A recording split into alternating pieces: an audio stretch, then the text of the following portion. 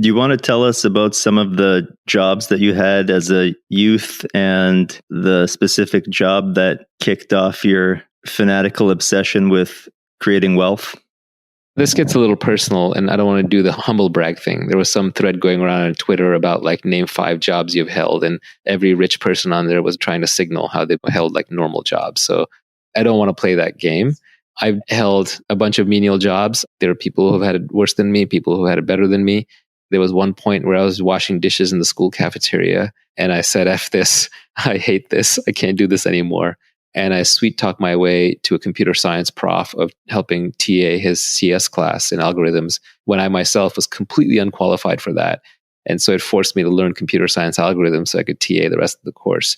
But that desire came out of the suffering of washing dishes in the college cafeteria, which is not to say there's anything wrong with that. There's nothing wrong with anything really, but it was just not for me. I did not enjoy it. I had an active mind, and I wanted to make my money and earn my living through mental activities, not through physical activities. But sometimes it takes the suffering of doing the wrong thing to motivate you enough to do the right thing. I worked at a law firm for a while, a big prestigious law firm in New York City. I had a big internship there.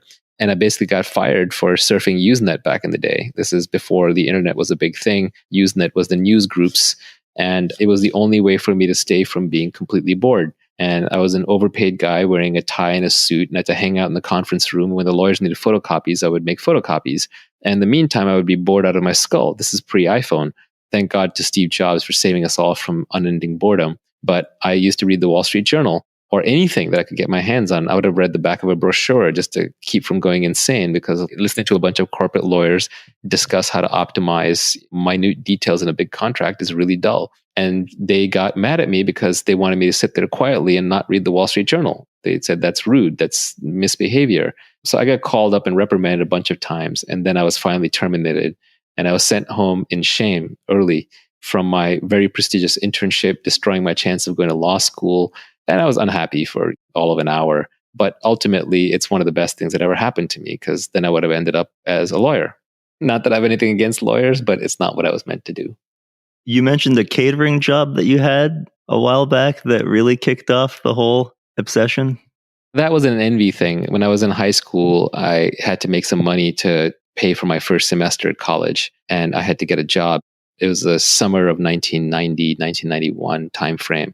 So this was the Bush senior recession. If anyone who was alive back then remembers it. So it was actually really hard to get a job. So I ended up working for an Indian food catering company. And I ended up having to serve at a birthday party for a kid who was actually in my school. So I saw my classmates and I was out there serving food and drinks to them. And that was incredibly embarrassing. I wanted to hide away and die right there. But you know what? It's all part of the plan. It's all part of the motivation. If I hadn't had that happen, I probably wouldn't be as motivated and I wouldn't be as successful. So it's all fine. But it was definitely a very strong motivator. In that sense, envy can be useful. Envy can also eat you alive if you let it follow you your entire life. But there are points in your life where it can be a very powerful booster rocket. We spoke earlier about picking a business model that has leverage, from scale economies, network effects, zero marginal cost of replication. There were a few other ideas on the cutting room floor that I want to go through with you. The first one was the principal agent problem. So mental models are all the rage. Everyone's trying to become smarter by adopting mental models. I think mental models are interesting, but I don't think explicitly in terms of a mental model checklist. I know Charlie Munger does, but that's just not how I think. Instead, I tend to focus on the few lessons that I've learned in life over and over that I think are incredibly important and seem to apply almost universally. One that keeps coming up from microeconomics, because as we've established, macroeconomics is not really worth spending time on, is what's called the principal agent problem. Principal in this case is principal with a P-A-L, not P-L-E. So it's not a principal that you follow. It's a principal who is a person. A principal is an owner. And an agent is the person who works for the owner. So you can think of it as an employee, the difference between a founder and an employee. I can summarize this by a famous quote that either was said by Napoleon or by Julius Caesar. It's generally attributed to either one. But he said, if you want it done, then go. If not, then send. Which is saying, if you want to do something right, do it yourself, because other people just don't care enough. Now, the principal agent problem pops up everywhere. In microeconomics, the way that they try to characterize it is that the principal's incentives are different than the agent's incentives.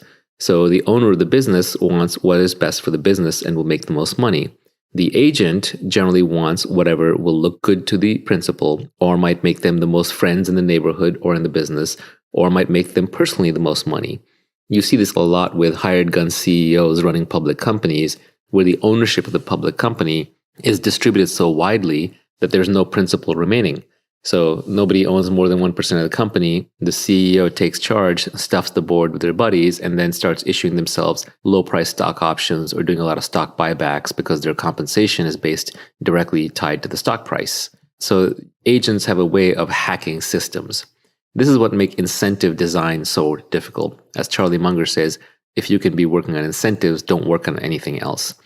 Almost all human behavior can be explained by incentives. The study of signaling and signals is seeing what people do despite what they say. People are much more honest with their actions than they are with their words. You have to get the incentives right to get people to behave correctly. It's a very, very difficult problem because the good people aren't purely coin operated. They're not just looking for money. They're also looking for other things like status or meaning in what they do.